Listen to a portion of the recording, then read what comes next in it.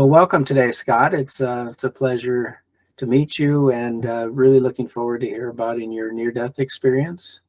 Um, can you start by telling us, what happened to you? What was it that caused your near death? Thank you for inviting me. Nice to meet you too. And sure, let's jump right in. I went to bed one night alongside my soulmate, wife partner that I've been with for 10 years. 3 months ago, before this, we had just spent our 10-year anniversary traveling northern India and Nepal, spiritual and sacred sites of the Buddha and other Hindu saints. I had a full career as a private practice counselor, saving people's lives. It was wonderful work to do, to be involved with people for solving disorders and afflictions and addictions. And so I was very fulfilled in my life. I worked from having a sublet office to having a corner office overlooking a park. And so I was successful. I was respected. I loved what I did for a living. I point these things out because 16 hours later, I was in a stage 3 Glasgow coma. My family was being told that if I ever woke up, which I wouldn't, there was an 80% chance I would never wake up. And if I did, I'd be brain damaged for life. Probably unable to even take care of myself. Here's how it happened. Please pardon some of the emotions. What they come from is not my pain and struggle. I don't like being a source of pain to those that I love. And these events cause confusion, loss, sorrow, and fear to the ones that I love. I like to be a source of inspiration and strength to everyone that I've known.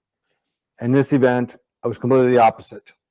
So it's hard to get through it sometimes because I know that it causes so much pain for those that I love.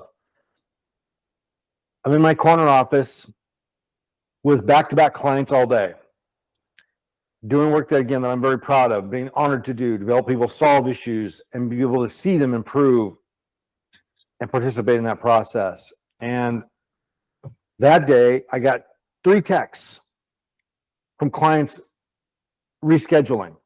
It happens, but never 3 in a row. Suddenly, I went from a back-to-back work all day with sessions with clients to suddenly having 4 hours to kill.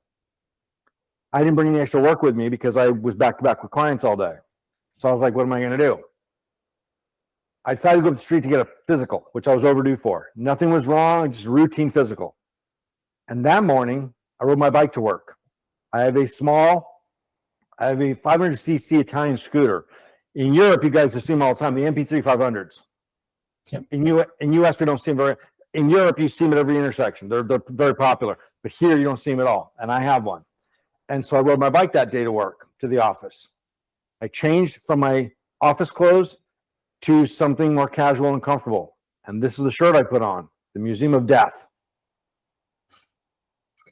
For the first time in 7 years in that office, as I exited my parking garage, I turned right instead of left, which I had never done before. Never once in 7 years had I turned right instead of left. The left turn was quite sightless into town. The right turn was a boulevard with a couple of intersections. To this day, I don't know why, and I never will know why I turned right instead of left that day, but I did. Less than a quarter mile away, I stopped at an intersection, and I was in a left turn lane. That was just me. I was the only person in the lane. I had a green arrow just for me to turn left. As I eased out to make my turn, a full-size SUV went through the light, hit me in the face, killing me instantly. Dead on the street, mangled, bloody, killed. On the corner of that intersection is a tire store. A man was out front of the tire store, helping his daughter get tires on her car. I found out later that this man was there reluctantly. His daughter begged and pleaded with him to go that day, and he was very busy. He didn't want to go, but he was. He was outside on the phone that day. He saw the accident occur. Was the first man on the scene. He was a pastor. Of all the people on the corner that day, was a pastor. He felt God put him there for a reason. He ran to the scene and started pulling my body from underneath the carriage of the SUV that hit me. And I was bleeding from my nose, my mouth, and my eyes, and I was dead. Completely dead. Began reading my last rites to send me to heaven. On the other corner is a fast food restaurant. Group paramedics were in the front of the drive-through line getting lunch. Had they won tacos instead of burgers that day, I wouldn't be here. Had they been in the back of that line, I wouldn't be here. Because they're in the front of that line at that moment. They were on the scene in seconds. Bring my body back to life. Now, I choose my words very carefully. My body was being brought back to life. My mind, my consciousness, my spirit catapulted in the moment of impact. I had no reason to be there. I didn't have the out-of-body experience where I hovered around and watched. I catapulted to the other side, to a place that I refer to as the Akashic dimension. The in-between space. I call it the portal. Okay. And what did you experience there? I was completely conscious and aware. And it was a timeless, spaceless dimension. And while I was alone, I did not feel alone. I felt comforted. And there was a divine presence there. You could say angels. I refer to them as Akashic agents, administrators of the divine phenomena. And it wasn't conversation like we're having here. It was more telepathic. I didn't ask things. I just knew things. It's like it was instant upload into my mind for things that I just knew, that I would see, mysteries of life and death. A very common feature of the near-death experience is life review, where you see your life flash before your eyes kind of thing. This is done. The Akashic administrators facilitate these events because they want you to learn, to see what you could have done better, like Ebenezer Scrooge with the Ghost of Christmas Past, to see what he could have done better, to live a better life. So we can learn from it. And I was given a rare offer. These Akashic agents offered me to not just have a life review, but a multiple past life review. And I said yes, but I only want to see lifetimes that were relevant to my spiritual journey to become closer to God. What I did right and wrong to be closer to God consciousness. Nothing else mattered to me. Like a cinema, I was provided a visual review of past lives over thousands of years. Some of the most significant events in history of our spiritual paths and lives and our religions. I was able to witness these things. I was in a coma for 9 days. Now, let's back up for a moment. Again, when the moment of impact and I'm on the street dead, paramedics came over and they stripped me of my riding clothes. I was in a helmet and a jacket and a full riding clothes. Always safe, never fast, wasn't doing anything crazy. I was doing maybe 3 miles an hour when I got hit in the face. The other driver was doing maybe 5 miles an hour. Nothing insane. People walk away from bigger things all the time. And here I am dead. I was wearing this shirt, Museum of Death. It's a place in Hollywood where I was living. And it's a place that I liked. It happened to be the shirt that I grabbed that day. I have a backup set of clothes for riding in. That's the shirt I grabbed. And so the paramedics sheared it off of me. I held on to it. My editor, which we'll get to for my book, she is a beautiful person. She and I are very close friends now, closest of friends. And she stitched us together, look like Frankenstein's monster. As a keepsake. It's my little way of saying, I'm still here.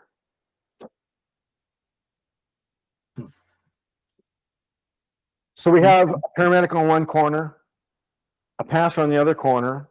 I'm wearing this shirt. To the right side of left, one other thing, by that Jack in the Box was a man standing on the corner who happened to be my son's best friend. Even though he lives nowhere near the area, doesn't ever go into that part of town, but that day he had an appointment at the DMV right behind that Jack in the Box, that restaurant. And he was there on the corner, called my son. He said, Brandon, your dad's been in an accident. He said, how do you know it's my dad? He goes, it's his bike. No one has a bike like that. That's when my family was alerted that I was in the hospital. When they came to the hospital, they were met by 2 doctors and a priest. Not a good sign. Again, they were told that I would never wake up. And if I did, I'd be probably vegetative or never be able to take care of myself. Again, the 9 days that I'm on the other side, I'm experiencing the mysteries of life and death. Seeing these. It's been asked of me in other podcasts and other interviews why I was offered this unusual set of opportunities of not just a life review, but a multiple life review. And the theory has been, which I think sounds sound, is that prior to this, I was already deeply involved in my spirituality and mysticism. I've been a religious scholar and mystic since my youth. I learned to read before I was 4. I've been a student and scholar of religions and spirituality since I was a child, and not just studying them, but practicing them. And again, my anniversary just months earlier, I was traveling India and Nepal as a pilgrim to go to sacred sites and have all my life. So the theory is that I was given these unusual offers in my near-death experience because I was already, you could say, kind of ready and prepared for them. I'd already done a lot of spiritual work. I was also given a life preview, a glimpse of what I could expect when I get back, the Ghost of Christmas future, you could say. It was horrifying. No, I did not want to go back. Where I was within the portal was a beautiful, safe, peaceful place. It wasn't happy, it wasn't blissful. It wasn't pain or suffering. It was neutral. And my ego, my id, my ahankar wasn't really relevant or there. I was just consciousness. And surrounded by, again, beautiful, benevolent, divine presences that are nothing but love. So the entire 9 days I'm in a coma, I'm having these interactions with these mysteries of life and these Akashic agents, you could call them angels, having a very interpersonal relationship and connection with them. And it's very intimate. And they revealed many mysteries to me. And the surprising thing is not that I really learned a lot of new things. What I learned was that confirmation that what I'd been studying and going towards my entire life was actual, that I was following the right spiritual paths, that I wasn't just following dogmas, but I was following and pursuing with all my heart the truths, the eternal truths. And I was being shown that how and why these were actual. So it was very confirming, it was very assuring. Now, back on Earth, my body's in a coma. I'm in ICU for 9 days. I wake up from the coma on my birthday. At some point, even an atheist has got to be like, something's going on here. We've got too many collections of small and big miracles taking place. These are all documented. The paramedic report, the ambulance, the reports note all these things, but being on the corner and all these things. So these are documented. Waking on my birthday. As a trained mystic and spiritualist that's proficient prior to this in astrology, numerology, tarot, all the mystical paths, I love and adore them. My theory is that I woke from my coma on my same birthday because I had to have the same vibrations, same astrological basics. I was reincarnated as myself, you could say. When I woke from my coma, I did not know who I was. I did not know what a hospital was. I did not know who my wife was. I did not know even what a son was. One of the nurses stood with this woman standing next to her and said, "Do you know who this is?" And I thought it was very condescending, speaking to me like a child, even though I couldn't barely think or talk. And I said, "She's the queen." I did not recognize my partner of 10 years. My memory and identity was deleted. I'm not talking about amnesia. I'm saying that my memory and identity was deleted. What I'm saying is that every lifetime that we have, you have an ego and an identity, a name, etc.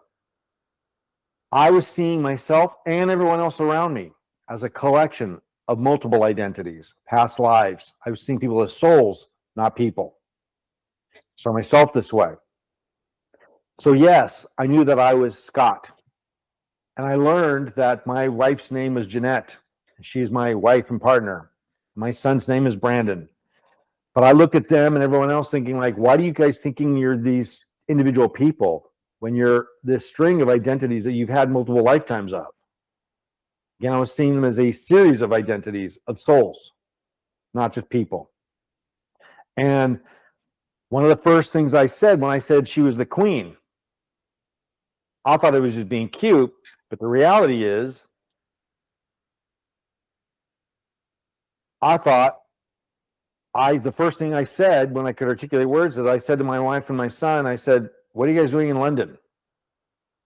Because I did not believe or think I was in London. I was in London. Because my most recent lifetime was in London, and that's where we all knew each other.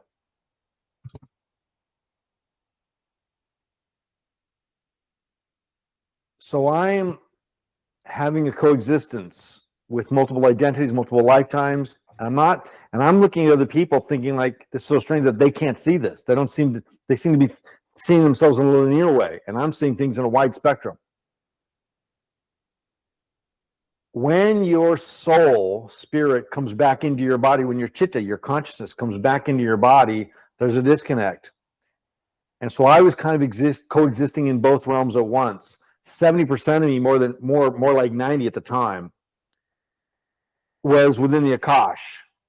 And only a small part of me was conscious aware here. When I would go to sleep at night, and I was in a coma, so I was in sleep a lot at that time, I was only able to stay awake for a couple hours a day overall, not even consecutively. And whenever I was consciously dormant within the world, I was completely conscious and aware and alert within the Akash. When I would be conscious here, then I would still be somewhat aware of what's taking place over there, but I was a little bit more aware of what was going on here. This took a long time for it to shift. For the first 4 years, I was far more aware and present within the Akashic space than I was in the material space of the world. It was very hard to adjust to a material world when you're in a spiritual state of mind and being.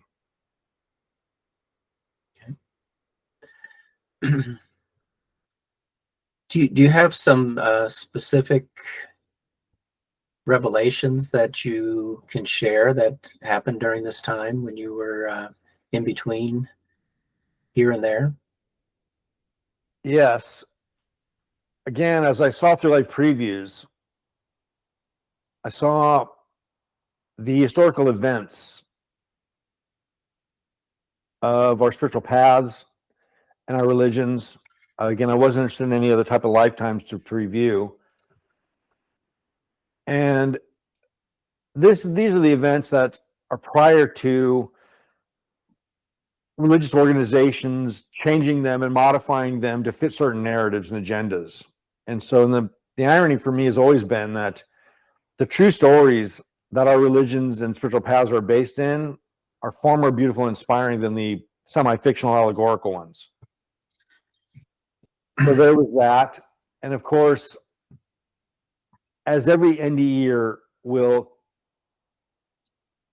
profess, that we need to be aware that there's more to life than just the life we're living.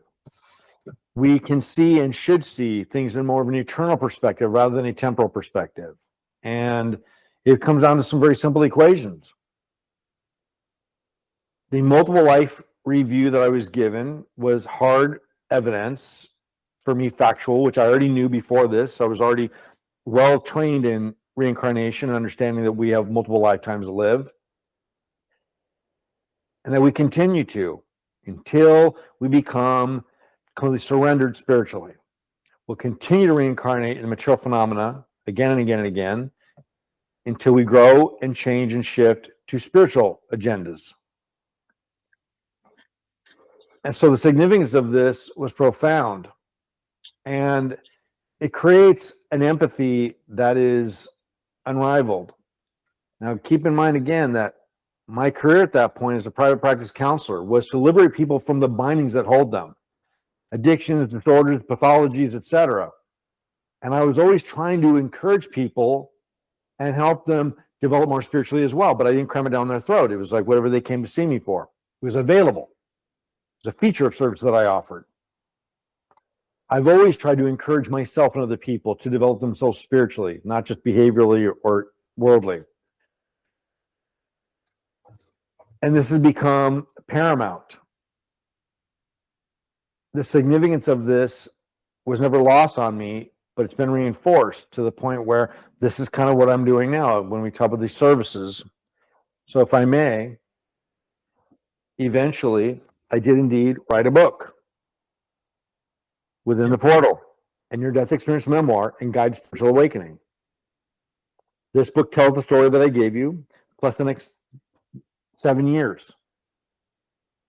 And I want to point out that, for example, this cover is a yantra by Akashic and Sanskrit design. This by the formulas that they use. So I designed this and worked with an artist that helped me develop it. So everything about the book has a purpose and a meaning to it to help expand and activate spiritual awareness and consciousness. And it's having that effect on people. One of the first things I say in the book is that I'm not the true author of this book. Spiritual forces are the engineers and architects of the events that occurred. I'm just a scribe. I'm just writing them down. Now, as an established author and writer, I've won 6 awards as a writer because I'm very expressive. I have a lot of passion. And I respect and love the craft. I've worked my butt off to be good at what I do. I want people to feel and experience something, not just be entertained. So it has that. And these revelations, what you see on the other side, what people get evidence of, undeniable firsthand evidence that there's something beyond what's taking place in material phenomena. And so I shifted my behavioral counseling work with partial offers and services to spirituality to the other way. I more exclusively offer people spiritual mentorship. People are referring to me as their spiritual trainer. I kind of think that's adorable. I think that's a good term. Spiritual trainer. Like when you go to the gym and you find a trainer that'll help coach you on exercise to do so you can develop and do the right things the right way. That's for your body type and for what you're trying to accomplish. So I'm a spiritual trainer. I don't kind of convert people to my path. I find out what people want spiritually, what they want to experience and develop, what they feel the final end game is about, and then I help them learn that through being an expert in religion, spiritual paths, and philosophies, and being able to articulate them. I help them shape up those philosophies, get the right access to the right knowledges, the authentic, genuine, eternal ones, not the temporary, fashionable, trendy ones that have been modified over centuries, and also be able to put them to work. Spiritual knowledge is useless without practice. Spiritual practice without knowledge is useless. We need to put the two together. So it wasn't that I was directed by these Akashic agents. Go back to Earth and change the world. You're a savior. I hear this a lot from the NDE community with people, and I got to tell you, it's a grain of salt. I mean, it's hard to hear. Anyone that dies will have some of these experiences. Eventually, sure, I've documented and I offer these services because I was kind of going that direction my whole life anyway, and I rejected it. I didn't want to write this book. I didn't want to relive it. What I went through for the first 7 years after my NDE, what I shared with you on the day of that event is a small collection of miracles. That's just scratching the surface. They continue to go on and on to that magnitude, undeniable evidence again and again and again, to the point where, I mean, honestly,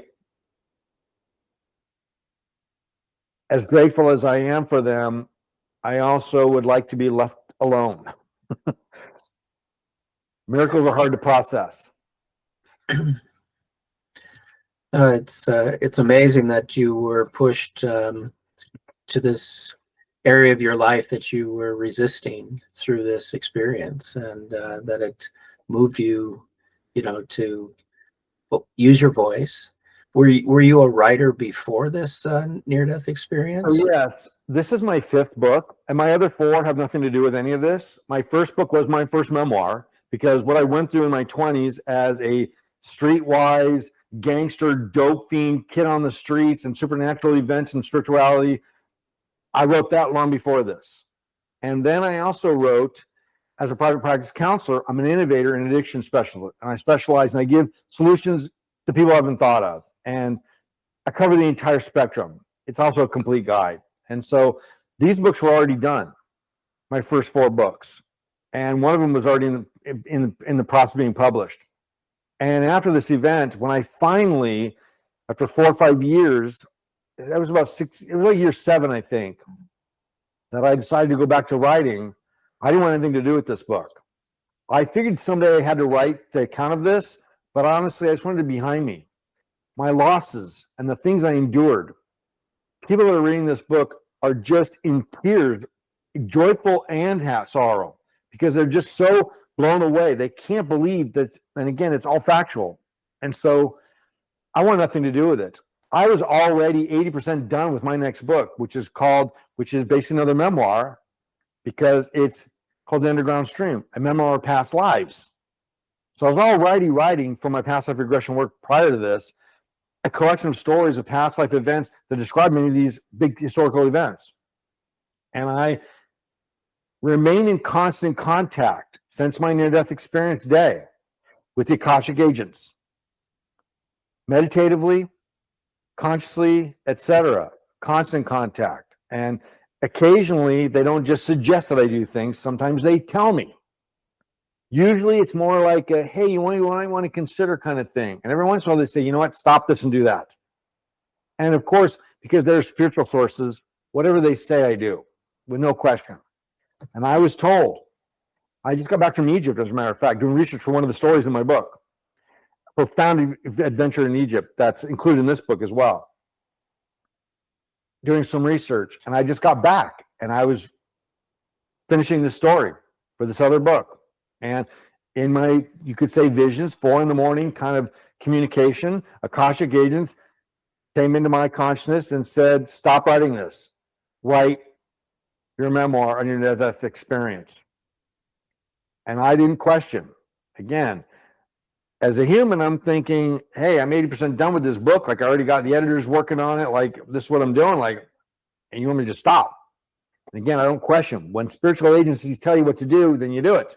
They know what's better. And so I stopped writing that book and I wrote this one. It took me about 2.5 years from that point to write it, polish it, edit it, publish it, etc. So yes, I was already an established author and writer. I had been writing all my life. One of the first things that says in the book in the introduction here is, I am not the true author of this book. Celestial forces, I think I shared this already. Celestial forces and powers are the true architects and engineers of the events that occurred. I'm just a scribe. I had to live it and endure it. And I did the best I could.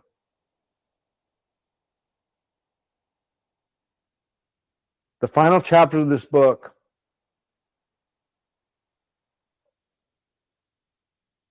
explain when I'm living in an ashram a few years ago, and every day that I'm in the sadhana bhavan hall, the meditation hall, and my memories are all surfacing.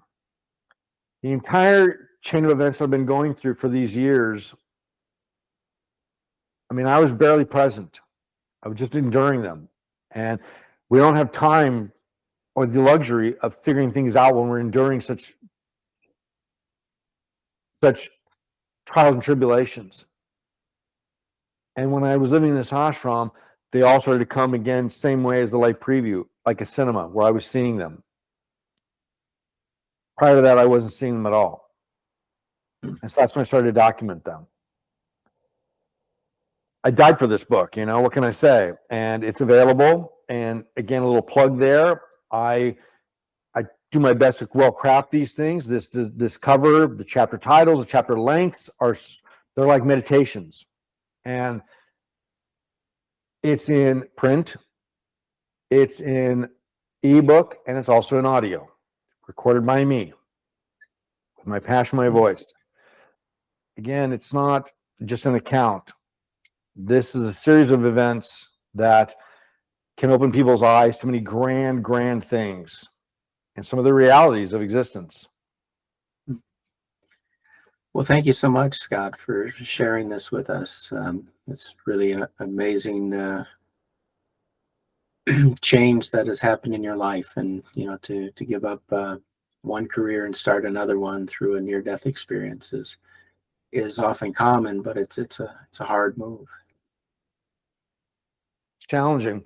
The reason people shift is because it takes 4 years traditionally for your soul again to kind of stabilize within your body after a severe near-death experience. And so during those 4 years and even afterwards, people have such a huge paradigm shift. Most people in the ND community, they go from being agnostic or even somewhat atheist, whatever, and maybe somewhat spiritual or religious.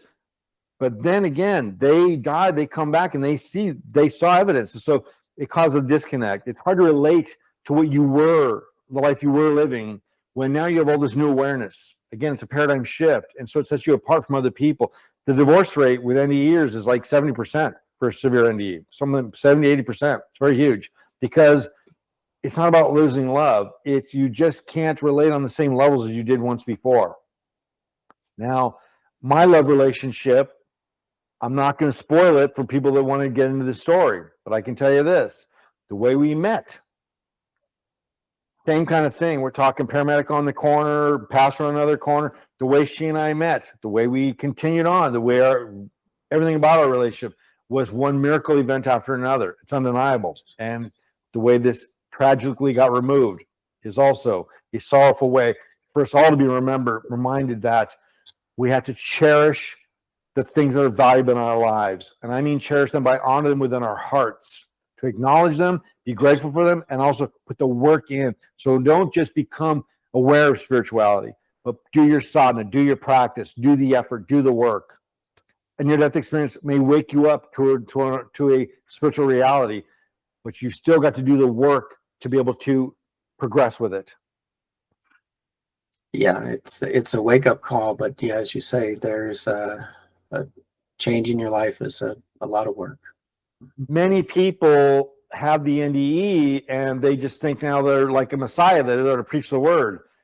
But very few of them are studying it, practicing it. And again, I become a near-death experience expert because once I found out, which wasn't until my 4th year, by the way, I never even heard of NDE until my 4th year. That was when I was going through, and I found out about NDE, and I started reading, and I'm like, oh my God, this is what I'm going through.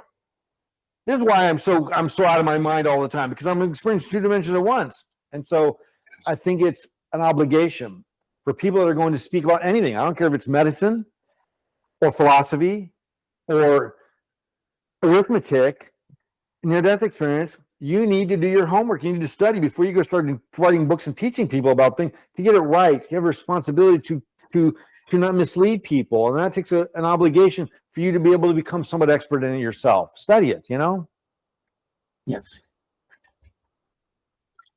Well, thank you so much, Scott. It was really a pleasure to go through this with you, and I applaud you for all the work that you've done, and certainly put a lot of work into your book and now into your practice. And we hope that we can support you along the way. You can. May I plug the website?